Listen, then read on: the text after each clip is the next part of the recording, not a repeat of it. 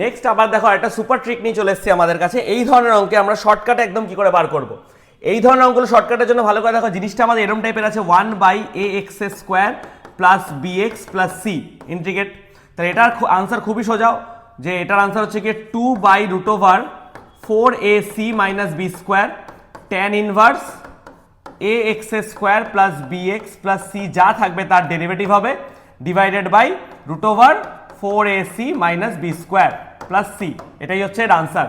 তাহলে এখানে যদি আমরা সেটা অ্যাপ্লাই করি, এখানে প্রথমে আগে ভ্যালু বার করি 4ac মাইনাস বি স্কোয়ার, তার ভ্যালু কত হচ্ছে 4a মানে 1, c মানে 5, বি স্কোয়ার মানে 4 তার স্কোয়ার।